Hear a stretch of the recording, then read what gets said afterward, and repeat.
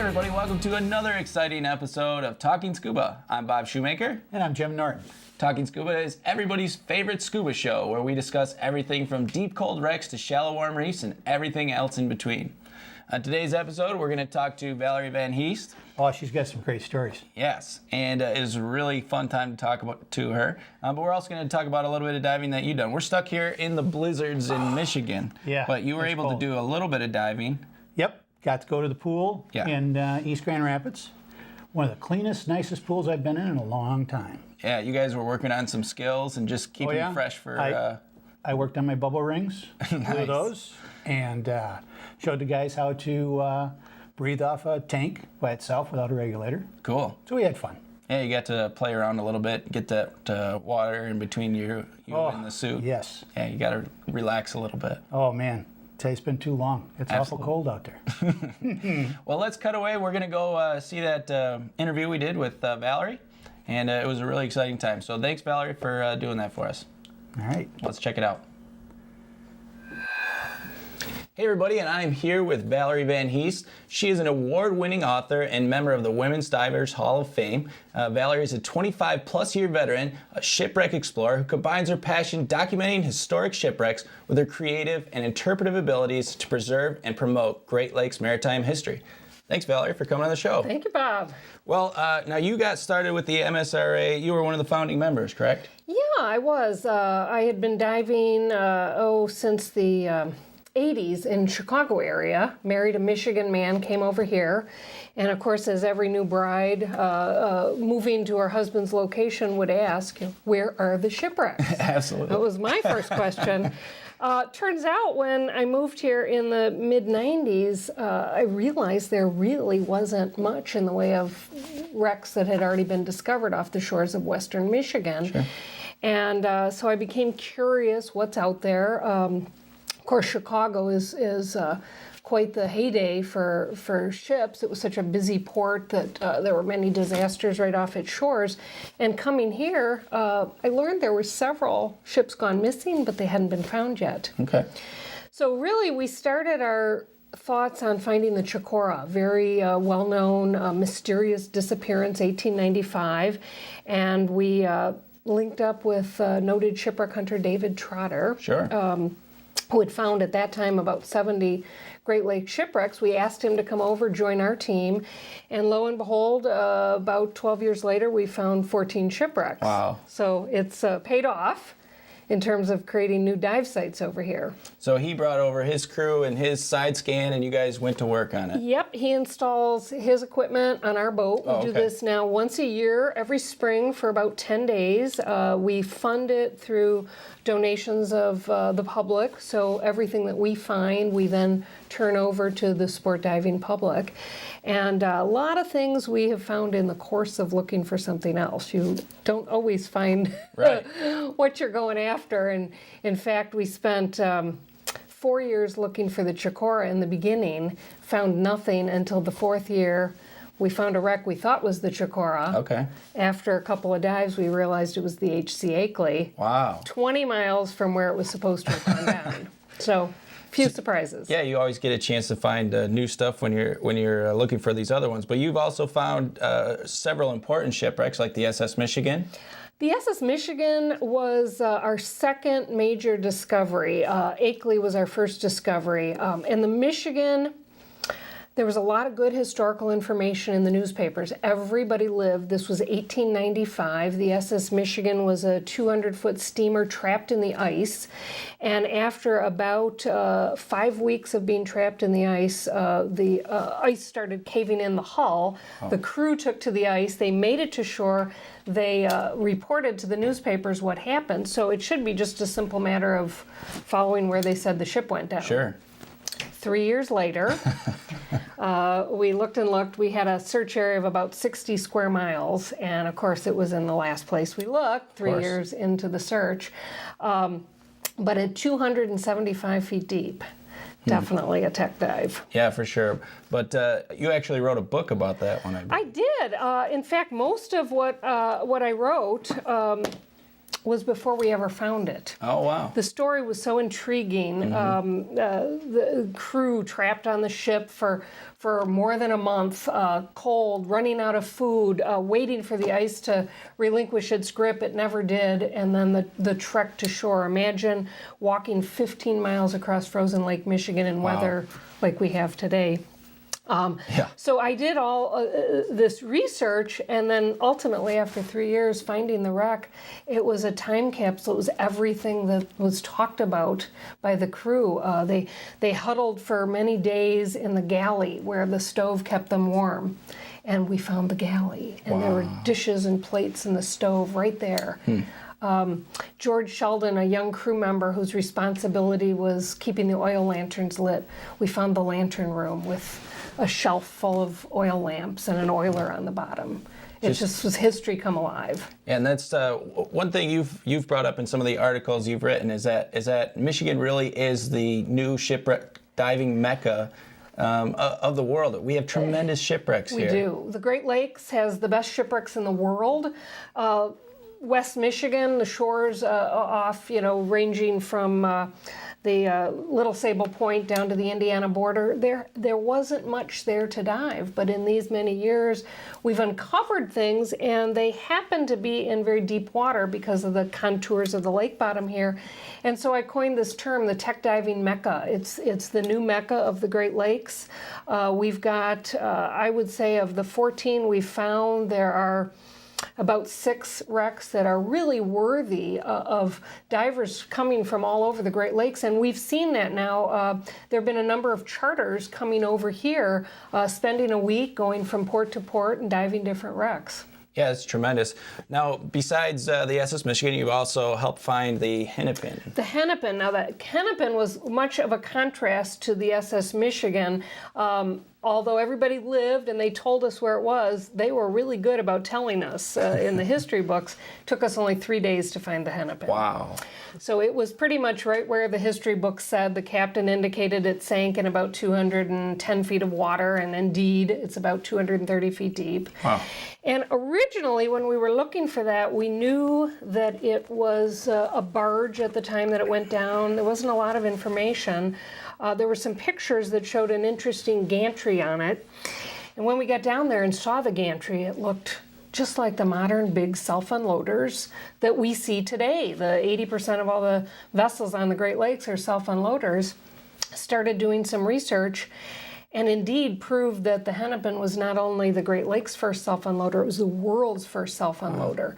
Very significant to have in reach of most divers getting into tech diving, to be able to see the prototype equipment that revolutionized shipping on the Great Lakes, and it's right there on the lake bottom. And you're talking the late 20s when this ship was around, and now, what are we, 70-some years later, and we're still using that technology. Still using that equipment on a much bigger scale. Right. But when you imagine that the Hennepin at 220 feet long was the prototype for the 1,000-footers that are still on the Great Lakes today.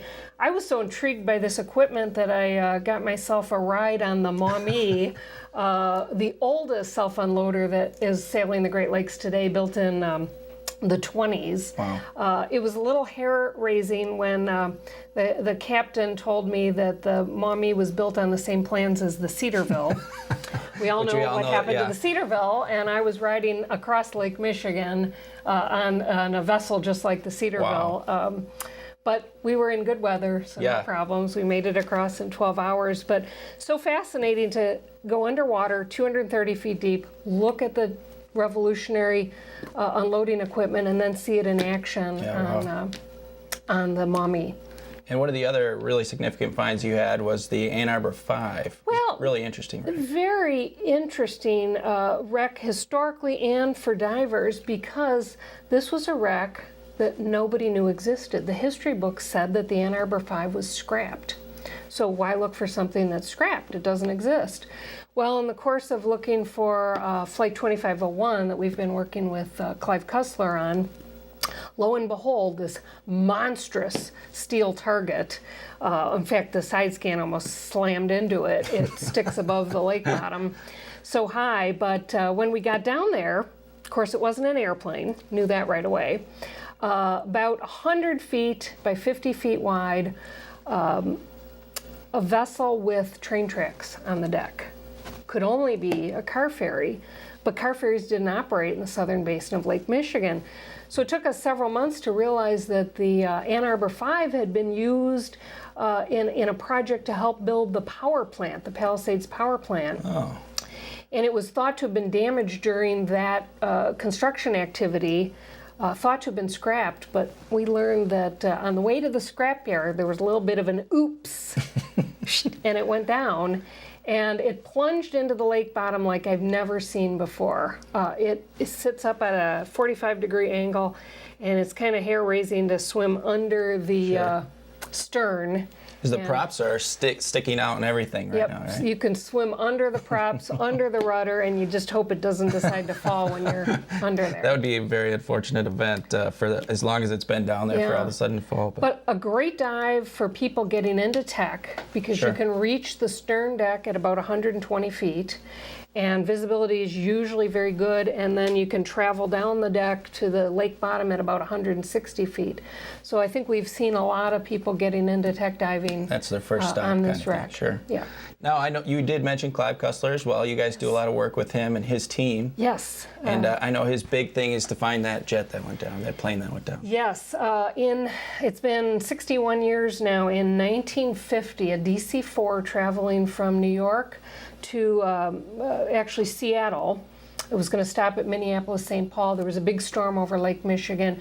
It crashed somewhere in the lake. 58 people lost their lives. And this was the worst aviation disaster in the country at the time. And like any mystery that we search for, that Cussler searches for, you want to figure out what happened. And no one knows, was this storm related? Was it pilot error? Mechanical failure? Nobody knows.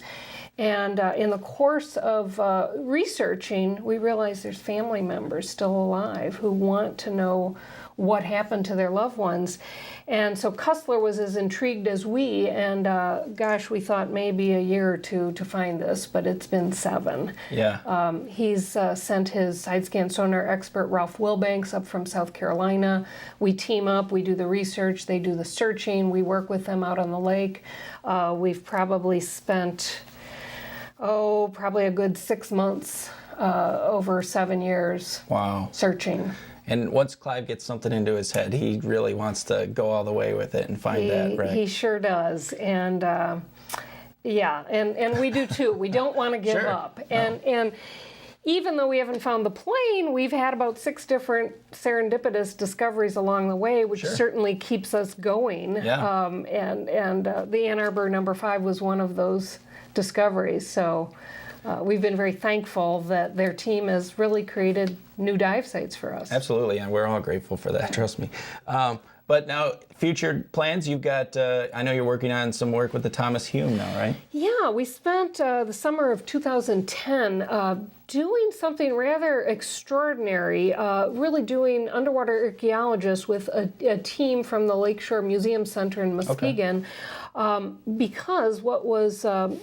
We did not discover this, commercial salvors out of Chicago did, and the Thomas Hume is a very intact 3-masted schooner.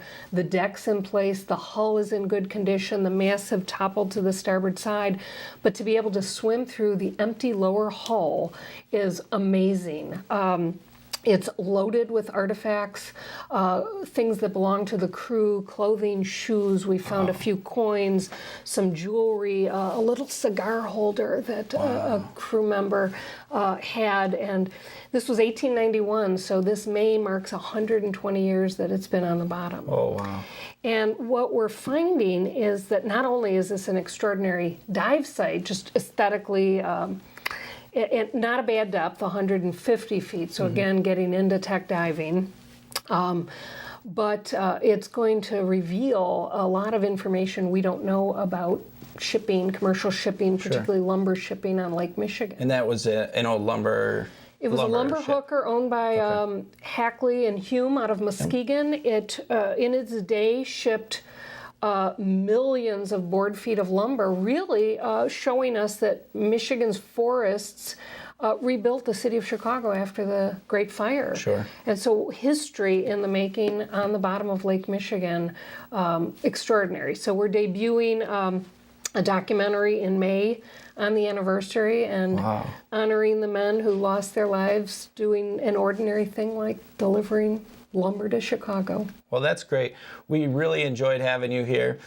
We got a tremendous amount of information today from you. We're really excited about your work and what you're doing for the Great Lakes and all the diving that we have available and is still becoming available to us. So we want to thank you for that. If you guys are interested in learning more about Valerie and all she has to offer with her different books and all her talents, you can go to valerievanheest.com.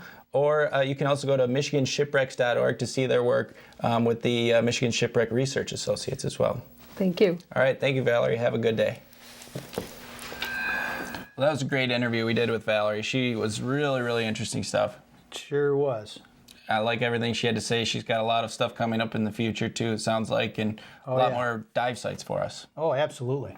So thank you very much to Valerie and the Michigan Shipwreck Research Associates for all the work that they've been doing, finding us some new shipwrecks. That's right. Cool. Now, I want to thank you guys for tuning in today. We've got some exciting stuff. We've got our new coffee cups. Oh, and they're great. Talking Scuba. It says cheers to the next dive on the back. And we also have our beer steins, frosty and out of the freezer, ready to drink your cold beverages. We also have our stickers, so you can get all that stuff on our website, talking-scuba.com. Don't forget to check us out on Facebook as well as YouTube. You can subscribe via iTunes. Definitely leave your messages there to let everybody else know that we are awesome. You can also check us out on your different television set-top boxes, such as Roku and Boxee. Also your internet-enabled television, such as Vizio and Samsung. So there's a lot of ways for you to check us out. Help us spread the Talking Scuba gospel. We will be seeing you next week, hopefully, or very soon, either way. But we're really excited to have you here today. Jim? To the next dive. To the next dive. Cheers.